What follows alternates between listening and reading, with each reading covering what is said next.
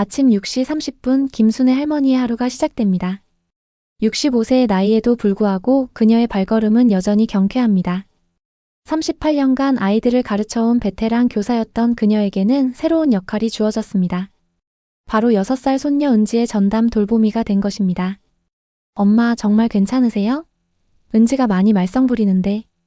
며느리 지영이 걱정스러운 목소리로 말합니다. 순애는 미소를 지으며 대답합니다. 괜찮다, 괜찮아.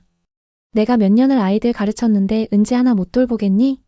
하지만 속마음은 조금 달랐습니다. 자신의 아이를 키울 때와 손주를 돌보는 것은 분명 다른 일이었거든요. 아들 민호와 며느리 지영이 출근한 후 집은 순애와 은지만의 공간이 됩니다. 할머니 배고파요. 은지의 첫 번째 미션이 시작됩니다. 순애는 은지가 좋아하는 달걀말이를 정성스럽게 만들어줍니다. 하지만 은지는 엄마가 해주는 게 더 맛있어요 라고 투정을 부립니다. 순애의 마음에는 작은 상처가 생겼지만 이내 웃음으로 넘어갑니다. 첫 주가 지나면서 순애와 은지는 서로의 리듬을 찾아가기 시작합니다. 은지는 호기심이 많은 아이입니다. 할머니, 왜 하늘은 파래요? 할머니, 개미는 왜 일렬로 가요?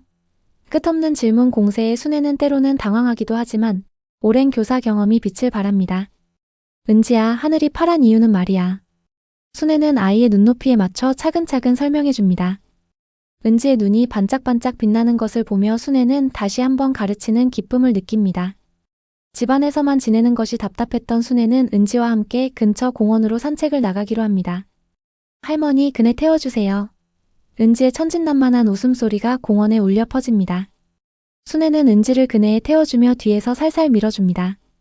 더 높이, 더 높이.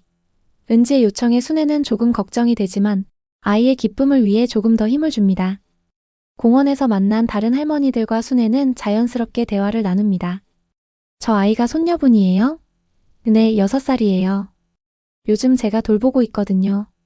요즘 젊은 부부들이 다 맞벌이라 어르신들이 고생이 많으세요. 순애는 고개를 끄덕이며 공감합니다. 하지만 마음 한편으로는 이것도 나름의 행복이라는 생각이 듭니다. 며칠 후 작은 사건이 일어납니다.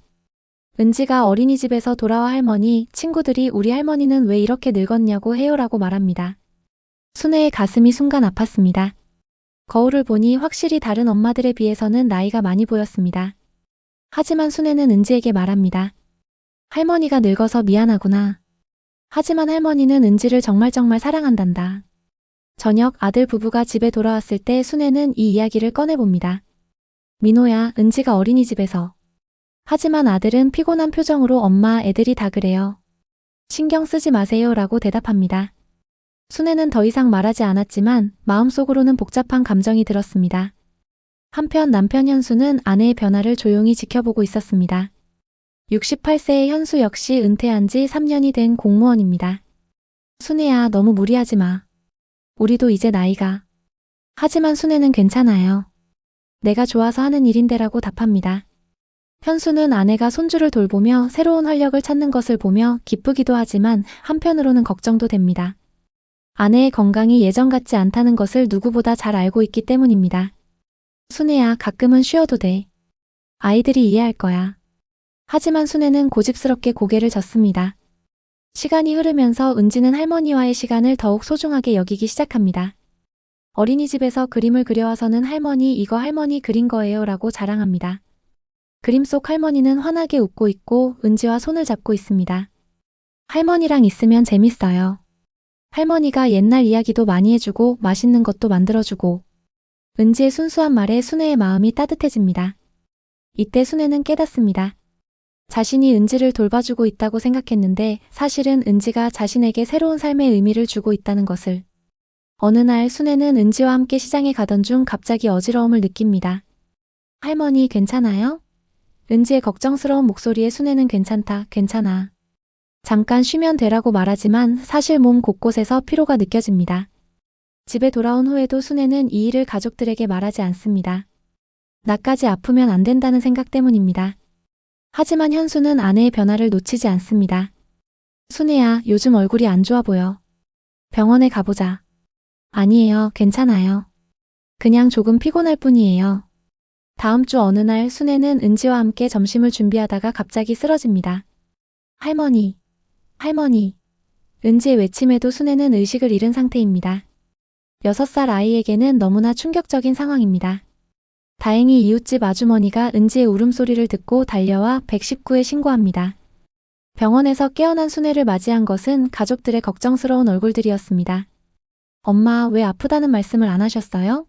아들 민호의 목소리에는 원망이 섞여 있습니다. 은지가 얼마나 놀랐겠어요. 며느리 지영도 눈물을 글썽입니다. 의사는 과로로 인한 일시적인 실신이라고 진단했지만 충분한 휴식이 필요하다고 조언합니다. 병실에서 가족들은 진솔한 대화를 나눕니다. 엄마, 우리가 엄마한테 너무 많은 걸 맡긴 것 같아요. 며느리 지영의 말에 순애는 아니야, 내가 좋아서 한 일이야 라고 답합니다. 하지만 엄마도 쉴 권리가 있으세요. 아들 민호가 진지하게 말합니다. 우리가 다른 방법을 찾아볼게요. 어린이집 연장 보육을 신청하거나 아니면 베이비시터를. 아니야. 순애가 급하게 말을 끊습니다. 은지는 내가 돌볼 거야. 다만 조금 더 신중하게 할게. 퇴원 후 집으로 돌아온 순애를 맞이한 것은 은지의 따뜻한 포옹이었습니다. 할머니 아파서 미안해요. 은지가 말 잘 들을게요. 6살 아이의 순수한 사과에 순애는 눈물이 핑 돕니다. 은지야, 할머니가 미안해. 할머니가 더 건강해질게. 가족들은 새로운 규칙을 만들기로 합니다. 주말에는 부모가 은지를 돌보고 순애는 휴식을 취하기로 합니다. 또한 현수도 손주 돌보기에 적극적으로 참여하기로 합니다. 나도 할아버지인데 왜 순애만 고생해야 하나? 현수의 말에 모두가 웃음을 터뜨립니다. 현수가 손주 돌보기에 참여하면서 집안 분위기가 한층 밝아집니다. 할아버지, 이거 어떻게 하는 거예요? 은지의 질문에 현수는 당황하기도 하지만 나름대로 최선을 다합니다. 순애는 남편이 서툴게나마 은지를 돌보는 모습을 보며 따뜻한 마음이 듭니다. 할아버지가 만든 라면은 왜 이렇게 짜요? 은지의 솔직한 말에 현수는 당황하지만 순애는 웃으며 할아버지도 배우고 있는 중이야 라고 말합니다. 이런 작은 해프닝들이 오히려 가족들을 더 가깝게 만들어줍니다. 가을이 깊어지면서 순애와 은지의 일상도 더욱 안정적으로 자리 잡습니다. 공원에서 낙엽을 줍고 함께 떡볶이를 사 먹고 도서관에 가서 책을 읽는 소소한 일상이 두 사람에게는 가장 소중한 시간입니다. 할머니, 저는 할머니가 세상에서 제일 좋아요. 은지의 고백에 순애는 할머니도 은지가 제일 사랑스러워라고 답합니다. 이제 순애는 깨달았습니다. 완벽한 할머니가 되려고 무리할 필요가 없다는 것을. 있는 그대로의 모습으로 사랑을 주고받는 것이 진정한 가족의 의미라는 것을. 은지는 할머니와의 시간을 통해 많은 것을 배웠습니다. 한글을 읽게 되고 기본적인 예의를 익히고 무엇보다 다른 사람을 배려하는 마음을 갖게 되었습니다. 할머니가 피곤해 보이면 은지가 안마해드릴게요. 은지의 작은 손길이 순애에게는 최고의 선물입니다. 어린이집 선생님도 은지의 변화를 알아봅니다. 은지가 요즘 많이 성숙해졌어요. 할머니께서 정말 잘 돌봐주시는 것 같아요. 이런 말을 들을 때마다 순애는 자신의 선택이 옳았다고 확신합니다. 시간이 흐르면서 순애와 며느리 지영 사이의 관계도 더욱 돈독해집니다. 처음에는 서로 조심스러워했지만 이제는 진솔한 대화를 나눕니다. 어머님 정말 고맙습니다. 어머님이 아니었다면 우리가 이렇게 안심하고 일할 수 있었을까요? 지영아, 고맙긴 무슨. 은지 덕분에 내가 더 행복해졌어. 순애의 진심 어린 말에 지영은 감동받습니다. 두 여자는 이제 시어머니와 며느리가 아닌 한 아이를 사랑하는 동지가 되었습니다. 첫눈이 내리던 날 순애와 은지는 창가에 앉아 눈을 바라봅니다. 할머니, 눈이 왜 하얗게 내려요? 그건 말이야, 하늘이 우리에게 예쁜 선물을 주는 거란다. 순애의 상상력 가득한 답변에 은지는 키득키득 웃습니다. 현수도 함께 눈사람을 만들자고 제안합니다.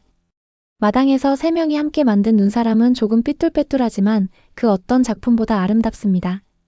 우리 가족 눈사람이네요. 은지의 말에 모두가 웃음을 터뜨립니다. 은지를 돌보기 시작한 지 1년이 지났습니다. 이제 순애는 전문적인 손주 돌보미가 되었습니다. 체력 관리도 더 잘하게 되었고 은지와의 소통도 훨씬 자연스러워졌습니다. 할머니는 은지가 뭘 생각하는지 다 알아요. 은지의 말에 순애는 뿌듯함을 느낍니다. 가족들의 관계도 더욱 단단해졌습니다. 주말이면 온 가족이 함께 시간을 보내고 서로의 일상을 공유합니다. 무엇보다 은지가 가족 모두의 사랑을 받으며 건강하게 자라고 있다는 것이 가장 큰 성과입니다. 어느 일요일 오후 온 가족이 거실에 모여 있습니다. 현수는 신문을 읽고 민호와 지영은 스마트폰을 보고 순애는 은지와 함께 퍼즐을 맞춥니다. 평범해 보이는 이 순간이 순애에게는 가장 행복한 시간입니다. 할머니, 저 커서도 할머니랑 같이 살 거예요. 은지의 천진난만한 말에 순애는 그래, 할머니도 그랬으면 좋겠다라고 답합니다. 물론 은지가 자라면 자신의 길을 가야 한다는 것을 순애는 알고 있습니다. 하지만 지금 이 순간만큼은 이 작은 약속이 영원히 계속될 것처럼 느껴집니다. 65세에 시작된 순애의 새로운 도전은 이제 인생의 가장 소중한 챕터가 되었습니다. 때로는 힘들고 지치기도 했지만 손주와 함께하는 하루하루가 그녀에게는 최고의 선물이었습니다. 진정한 행복은 거창한 것이 아니라 바로 이런 평범한 일상 속에 숨어 있다는 것을 순애는 6살 손녀를 통해 배웠습니다. 그리고 가족이란 서로를 위해 희생하는 것이 아니라 함께 성장해가는 것이라는 소중한 깨달음도 얻었습니다. 겨울 해가 서서히 지고 있지만 순애의 마음속에는 따뜻한 봄날이 항상 머물고 있습니다. 내일 또 은지와 함께할 하루를 생각하며 순애는 행복한 미소를 짓습니다. 재미있게 보셨다면 구독과 좋아요 꼭 눌러주세요.